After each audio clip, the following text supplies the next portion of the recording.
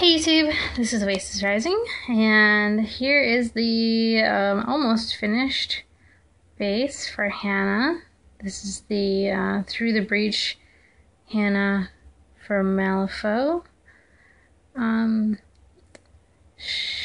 think the last time I showed you, the bookshelf was empty and unprimed, and all the little books I made out of plastic card, just cutting little pieces out and kind of rounding one edge to be the spine. And the thicker books here, two pieces of plastic card kind of smushed together.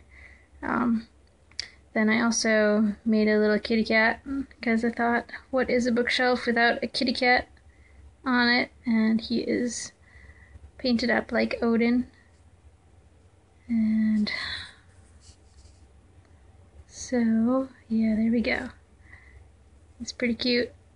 And I've also been adding some little book covers, artwork. So that's the Arcanist symbol. That is a symbol from one of the pieces of artwork. Let's see if I can, with like an alien. And that's the Jester mask, I think, for the Neverborn. And the Rezzer's crow is down here, hidden away.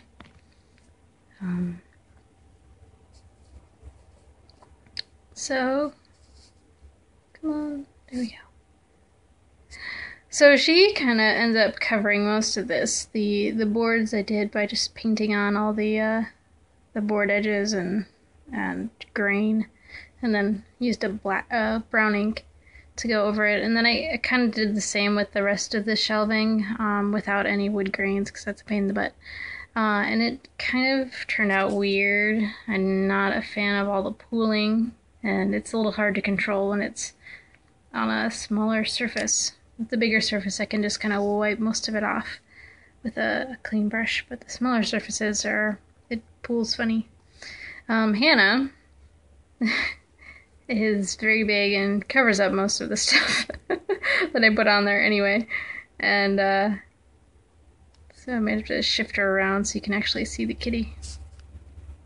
And then she's got a big book that I haven't done yet, so that is kind of the last piece, the finishing touch for this model. I was thinking of trying to do some OSL and stuff on her, emanating from where her finger's pointing from the book and from the lantern here, but I think I'm gonna leave it as is for the moment and just kind of call it good, because yeah, there's a lot of stuff going on in this model, and yeah, I don't want to take away too much from it. Oh, and I have a little owl too from a Wood Elf kit that I'm gonna put up here if I can. And then on to the next project. If you remember, like 2 years ago, I did a Project Dragon series, and left the dragon. It's a big jazz hands dragon that for the High Elf kit, this Prince Imric on a dragon, and I don't like that model really at all. I don't like the pose, it's really weird. So I chopped it up and reposed things, and this is what he looks like now. And I finally got him all built, and he's kind of ready to be painted. A little unwieldy, it's really big. And there's Prince Imric,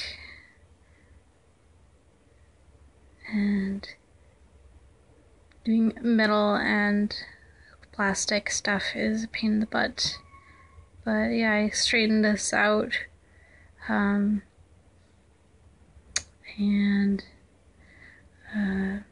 But one of the tricks I used to get the metal and plastic to fit well, because a lot of times the metal and plastic joint isn't very good.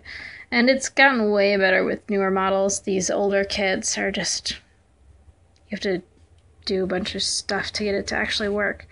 And I actually used before gluing, I used some Milliput to squish it onto the plastic side. What was it? Yeah, plastic or metal side, I don't remember. Squish it onto one side so it sticks to one side, and then get the other side wet with just a little bit of water, and then push it in to where it should be joining, and then kind of take a knife and scrape off all the stuff that squishes out. So what that does is then you take off the wet side and let it dry, let it cure, and then what that does is it lets it gives it a better fit to when you want to actually glue it. So actually for most of these things only one side is glued. So I did it for there, and I did it for up here because there was a big gap in this join. So there's actually maybe a 4-millimeter gap or something. No, not even that. A couple millimeter gap between on the belly here. So he is all built, and I'm pretty happy with how he turned out. As far as he goes, again, don't like this model. It's really weird. But I'm doing the best I can with it. So he needs a big something to stand on, so he can be upright like this. So I had a vision in my head to do like a rocky crag, and use some plastic card to kind of cut out a frame and basically glue up a bunch of pieces all together, and then use some spackle to fill in the plastic card sheets. And this is what we have. I don't recommend using spackle for this much. It stinks, and it's really, it was making me lightheaded to have this sitting around drying while I was working on other stuff. And this still needs to be sanded and probably recoated to kind of get rid of that spackle look and make it look more like rocks. But it's the general shape that I want. And Prince Imric, fits on like so.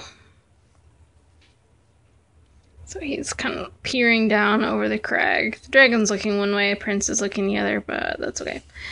And he's kind of, oops. Oh no. Okay. He's kind of holding on to the edge of the top of the crag like that. And his tail kind of hits the ground a little bit, but I think it can angle him so he doesn't do that so much. So it's actually pretty sturdy right there. The tricky part was to get it so because his head is right next to his foot, which is weird. Like, there's no gap between his foot and his head horn.